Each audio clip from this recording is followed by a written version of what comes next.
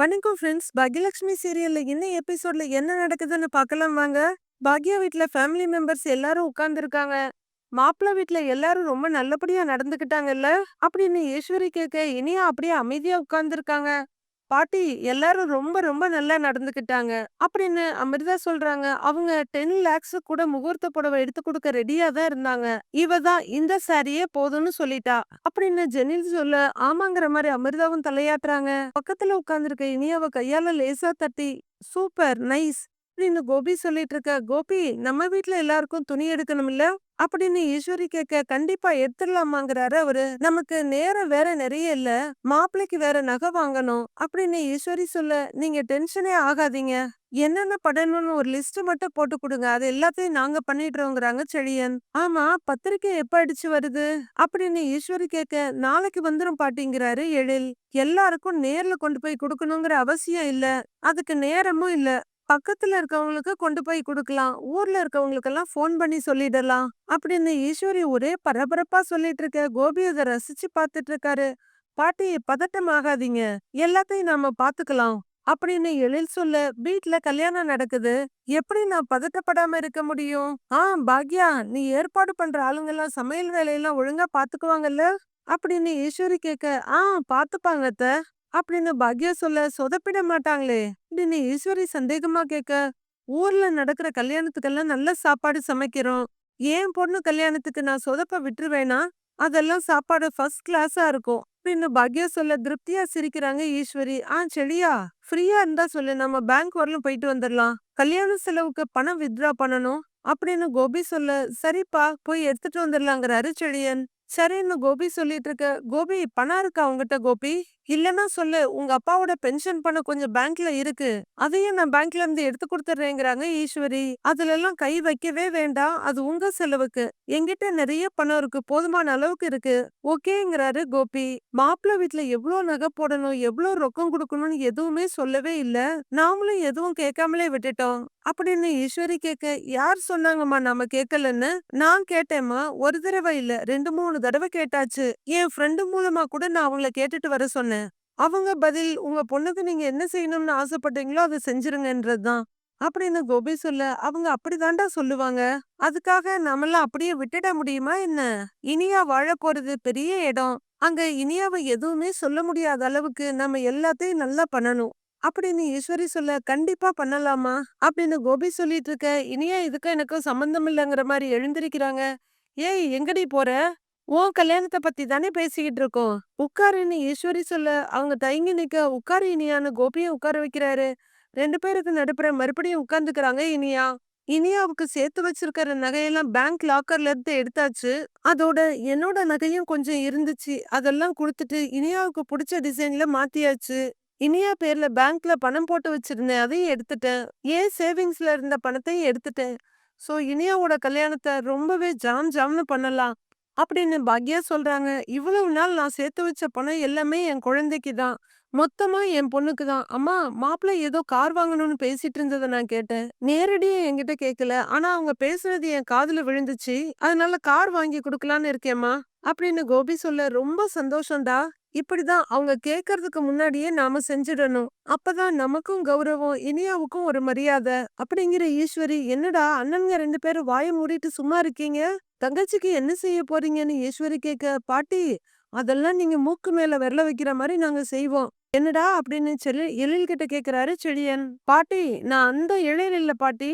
எனக்கும் இனியா ஆசைப்படுறதெல்லாம் செய்ய முடியும் அப்படின்னு எழில் சொல்ல எல்லாருமே சந்தோஷமா சிரிச்சிட்டு இருக்காங்க. சம்மந்தி வீட்டுக்காரவங்க ரொம்ப ரொம்ப வசதியா இருக்காங்க, எந்த இடத்துலயுமே அவங்களுக்கு ஒரு குறையும் வந்துடக்கூடாது, நம்மளை விட வசதி குறைவான இடத்துல பொண்ணு எடுத்துட்டோன்ற நினைப்பு அவங்களுக்கு வரவே கூடாது, அதுக்கு என்னென்ன பண்ணணுமோ அது எல்லாத்தையுமே நாம பண்ணணும், கடன் வாங்கியாவது பண்ணிடணுங்கிறாங்க ஈஸ்வரி. கோபி சரின்னு தலையாட்ட கடன் வாங்க வேண்டிய அவசியமே வராத அத்தை அப்படின்னு பாக்யா சொல்ல அம்மா நம்ம கிட்ட இருக்க பணம் போதுமா, அதை மேனேஜ் பண்ணிக்கலாம். ஈஸ்வரி சந்தோஷமா கைய கூப்பி கடவுளே ரொம்ப நன்றி, என் பேத்திக்கு கல்யாணம் நடக்க போகுது, நல்ல வரனா கண்ணுல காட்டின மாதிரி கல்யாணத்தை நல்லபடியா நடத்தி கொடுத்துருப்பா, நாங்க குடும்பத்தோட உன் சன்னதிக்கு வந்து பொங்கல் வைக்கிறோம் அப்படின்னு ஈஸ்வரி வேண்டிட்டு இருக்க. எந்த ஆர்வமுமே இல்லாம உட்கார்ந்துருக்க இனியாவை பாக்குறாங்க பாக்யா. பாக்யா ரெஸ்டாரண்ட்ல உட்கார்ந்துட்டு இருக்க. ஸ்டாஃபுங்க வர்றாங்க, ஒரு நிமிஷம் இருங்கங்கிறவங்க ஸ்வீட்லாம் ரெடி ஆயிடுச்சான்னு கேட்க அவங்க ஆயிடுச்சுங்கிறாங்க. அடுத்து மிக்ஸர் அப்படின்னு பாக்யா கேட்க, அதுவும் ரெடி ஆயிடுச்சுக்கா அப்படின்னு அவங்க சொல்றாங்க. பேக்கிங் ஆரம்பிச்சாச்சான்னு பாக்யா கேட்க, கீதாவும் செல்வியும் பண்ணிட்டு இருக்காங்கன்னு சொல்ல, அப்ப செல்வி அங்க வர்றாங்க. அக்கா, ஸ்வீட் நேரா மண்டபத்துக்கு போகுதா இல்ல வீட்டுக்கு போகுதா அப்படின்னு செல்வி கேட்க, மண்டபத்துக்கே கொண்டு போயிடலாம் செல்வி. சீக்கிரம் எல்லாரும் வேலையை முடிச்சிட்டு எல்லாரும் ரிசப்ஷனுக்கு வந்துடணும்னு பாக்யா சொல்ல, செல்வியோட முகம் சுண்டி போயிருக்கு. நாங்க வராம எப்படிக்கான்னு இன்னொரு பொண்ணு சொல்ல, கல்யாணத்துக்கும் வந்துடணும் அப்படின்னு பாக்யா அங்க இருக்க ஸ்டாஃப்ங்கிட்ட சொல்றாங்க. எத்தனை நாள்க்கா ரெஸ்டாரண்ட்டுக்கு லீவுன்னு ஒரு பொண்ணு கேட்க, ஒரே ஒரு நாள் தான், இன்னைக்கு சாயந்தரம் ரெஸ்டாரண்ட்ட சாத்துறோம், நாளை மறுநாள் மறுபடியும் திறக்கிறோம், அவ்வளவுதான்னு பாக்யா சொல்ல, பொண்ணுக்கு கல்யாணம் வெறும் ஒரு நாள் தான் லீவா அப்படின்னு ஒரு லேடி கேட்க, 2 3 நாளாவது லீவ் விட வேண்டாமா அப்படின்னு இன்னொரு லேடி கேக்குறாங்க. உங்களுக்கு லீவ் வேணா எடுத்துக்கோங்க, அதுக்காக ரெஸ்டாரண்ட்டுக்கெல்லாம் லீவ் விட முடியாது, இல்லன்னா அப்புறம் பிசினஸ் போயிடும்னு பாக்யா சொல்ல, ஆனாலும் உன்ன மாதிரி ஒரு ஆளை நான் பார்த்ததே இல்ல பாக்யாக்கான்னு ஒரு லேடி சொல்றாங்க. பிசினஸும் முக்கியம் தானே, என்ன செல்வி நான் சொல்றது அப்படின்னு பாக்யா கேட்க, முகம் சுண்டி போய் நிக்கிற செல்வி ஆமான்ற மாதிரி தலையாட்டுறாங்க. இத கொண்டு போய் உள்ளர வச்சிருங்கன்னு ஒரு லெட்ஜரை கொடுத்துட்டு, போங்க போய் எல்லாரும் வேலையை பாருங்கன்னு பாக்யா சொல்றாங்க. சரிக்கான்னு எல்லாரும் கிளம்ப, செல்வி அங்க இருக்க ஒரு டேபிள்ல பிளேட்டை எடுத்துட்டு இருக்காங்க. எழுந்து வர்ற பாக்யா செல்வி பக்கத்துல வந்து நின்னு, செல்வி நீ கல்யாணத்துக்கு வருவல்லன்னு கேக்குறாங்க.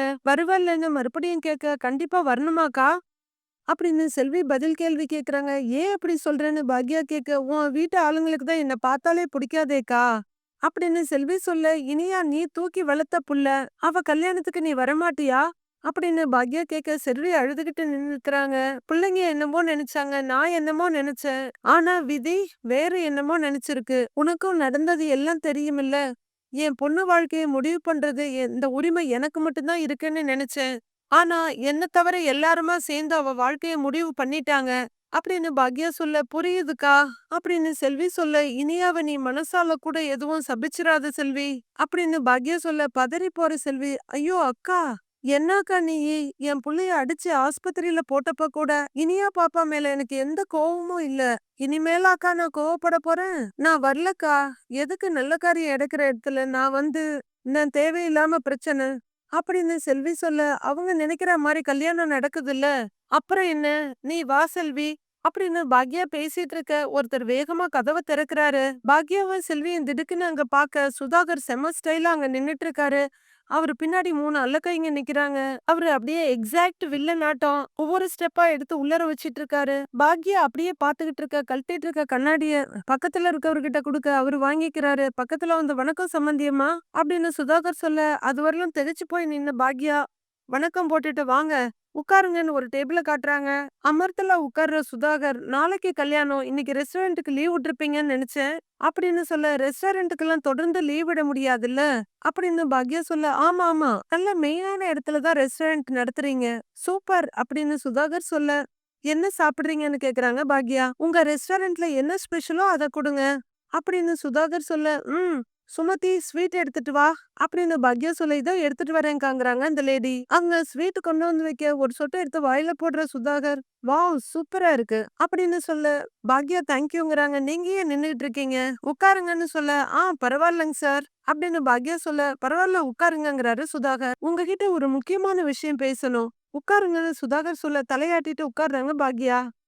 பாக்யா உட்கார்ந்ததும், உங்க பொண்ணுக்கும் என் பையனுக்கும் ஈவினிங் ரிசப்ஷன், ஆனாலும் நீங்க உங்க ரெஸ்டாரண்ட் வேலைய பாத்துக்கிட்டே இருக்கீங்க, நானும் பிசினஸ் மீட்டிங்க கண்டினியூ பண்ணிட்டு இருக்கேன், நாம 2 பேரும் பிசினஸ பத்தி ரொம்ப யோசிக்கிறோம் இல்லையா சம்மந்தி, நீங்க எனக்கு ஒரு உதவி பண்ணணும், நான் தயங்கி எல்லாம் கேட்கணும்னு அவசியமே இல்ல, நாளைக்கு நான் கல்யாணத்தை வச்சுக்கிட்டு இன்னைக்கு கேட்டா நீங்க இல்லன்னு சொல்ல முடியாது அப்படின்னு சுதாகர் சொல்ல, சார் நீங்க கேட்கணும்னு நினைக்கிறத டைரக்டா கேளுங்க சார் அப்படின்னு பாக்யா சொல்ல, என்ன சம்பந்தியம்மா என்ன போய் சாருன்னு கூப்பிடுறீங்களே, சம்பந்தின்னு கூப்பிட ஒரு மாதிரியா இருந்தா என்ன அண்ணன்னு கூப்பிடுங்களேன், உங்க பொண்ணு எனக்கு மருமகன்னா நான் உங்களுக்கு அண்ணன் தானே அப்படின்னு சுதாகர் சொல்லிட்டு இருக்க, என்னமா உதவின்னு சொன்னீங்கங்கிறாங்க பாக்யா. டைரக்டாவே விஷயத்துக்கு வான்னு சொல்றீங்களா, ஓகே ஃபைன், உங்களுக்கே நல்லா தெரியும், நம்ம வசதிய கம்பேர் பண்ணி பார்த்தா உங்களை விட நாங்க 100 மடங்கு மேலான இடத்துல இருக்கோம், நிதிஷ்க்கு வேற இடத்துல பொண்ணு எடுத்திருந்தா அவங்க நிதிஷ்க்கு எவ்வளவு பண்ணியிருப்பாங்கன்னு உங்களுக்கே தெரியும் அப்படின்னு சுதாகர் சொல்ல, உங்க பையனுக்கு எங்க பொண்ணு கல்யாணம் பண்ணி வைங்கன்னு நாங்க வந்து கேட்கலையே, நீங்களாதான் உங்க பையனுக்கு இனியாவ பிடிச்சிருக்குன்னு சொன்னீங்க, இனியாவ பொண்ணு கேட்டீங்க, இப்போ கல்யாணம் வரைக்கும் வந்துட்டோங்கிறாங்க பாக்யா. நீங்க சொல்றது எல்லாமே சரிதான், நான் இல்லைன்னு சொல்லவே இல்லையே, வீட்டுக்கு சொந்தக்காரங்க எல்லாம் வந்துட்டாங்க, வரதட்சணையே வாங்காம நான் ஏன் இப்படி ஒரு கல்யாணத்த பண்றேன்னு அவங்க எல்லாரும் கேக்குறாங்க.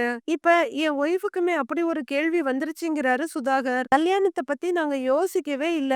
இன்னும் 4, 5 வருஷத்துக்கு அப்புறம் தான் அவ கல்யாணத்த நடத்தணும்னு நாங்க யோசிச்சோம். அப்படி இருக்கும்போது இனியாவுக்கு எங்களால முடிஞ்ச வரைக்கும் நல்ல விதமா தான் செய்யறோம். நெறைய நகை போடுறோம். இனியாவோட அப்பா கார் வாங்கி குடுக்குறாரு. கல்யாண செலவு ஃபுல்லா நாங்க தான் பாத்துக்கிறோம். சீரும் நல்லபடியா தான் செய்வோம்னு நாங்க சொல்லியிருக்கோம். உங்க லெவல்ல இருந்து நீங்க கீழ இறங்கி வந்திருக்கதா சொல்றீங்க.